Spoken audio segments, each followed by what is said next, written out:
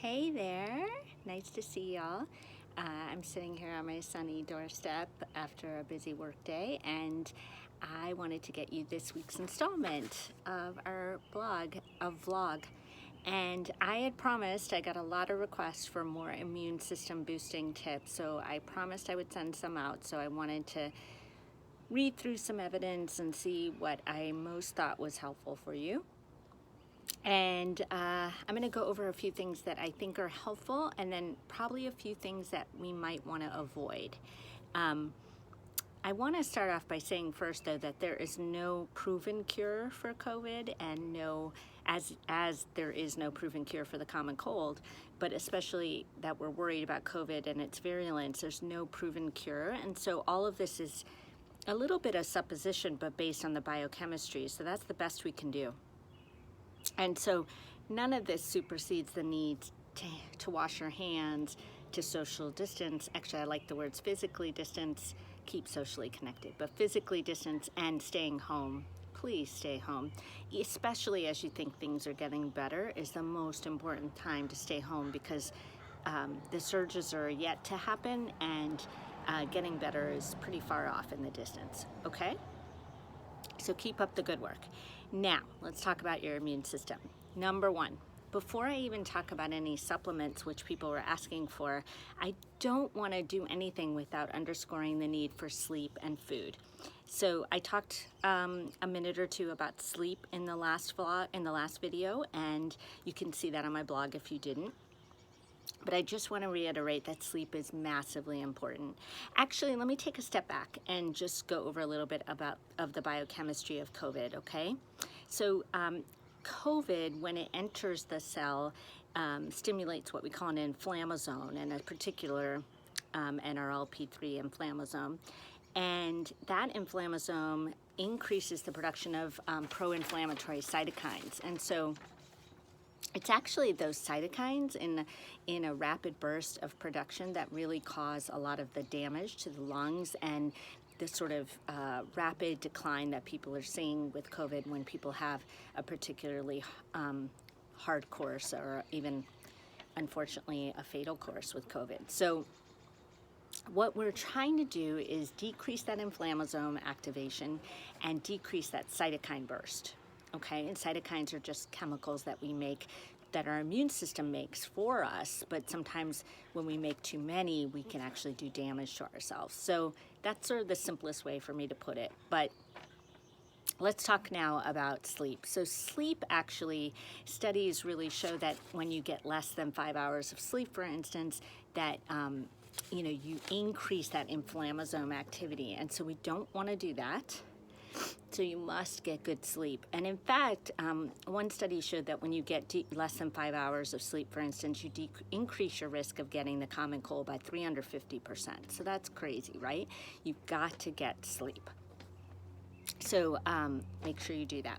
Second is food. The flavonoids, or the healthy phytonutrients that we find in food, are really critical for also decreasing that inflammasome. And I don't need to go into all the different names: quercetin, ECGC from green tea, and there's a lot of them, myrcin in tomatoes. But what's more important is to really think about those foods. So the ones I would really focus on are things like onions and apples and leafy greens and berries, nuts, and I would think about putting turmeric in your food. Turmeric has an active constituent, curcumin, that does a lot of good around decreasing that inflammasome, and adding green tea to your diet if you like it, or if that's a way that you can have a healthy pleasurable drink. And you want to try to get at least 7 servings of vegetables a day. 5 to 7 is what's recommended. I would say in this time of COVID, I would try to get at least 7. I know that's not easy, and it may not be that easy to find fresh produce where you are, so just do your best, but really trying to increase your immunity that way. Remember that more than 70% of your immune system is in your gut, so what you put in it matters, okay? So number 1, sleep. Number 2, food. Don't forget them. And then number 3, I would think about zinc as part of your prevention plan. Zinc actually has a way of inhibiting, so reducing the activity of the actual enzymes that allow COVID to enter your cell. So we don't have proof that it would change anything, but we have other studies showing that zinc with other viruses and corona type viruses decreases the entry and decreases the virulence. So something like 15 milligrams, 10 to 15 milligrams in a lozenge form would be fine every day, and that would be a prevention. It can cause nausea, especially not on a full stomach, so you want to be careful with that. And I would not recommend taking zinc long term. It would disrupt your copper metabolism. So we're just talking about right now in this temporary time where we're trying to boost immunity. The other thing that decreases that inflammasome activity is vitamin C, and so it would not be harmful to take 500 milligrams to 1 gram of vitamin C a day, and to increase that if you get symptoms. It also decreases that inflammasome activity, and so we might want to think about adding vitamin C to our regimen. So, I mean, those are pretty easy to find too, zinc and vitamin C. And in general, vitamin C can decrease the frequency and severity of viruses. I would say that melatonin may be something you'd want to think about, especially if you're not able to get to sleep that easily, but melatonin decreases with age, and melatonin actually decreases the lung injury that happens with viruses, and it's possible that's why we see less damage in kids than older adults, but that's just a supposition. We don't really know. So somewhere in that 0.3 milligrams to 1 to 3 milligram range of melatonin would not be harmful either.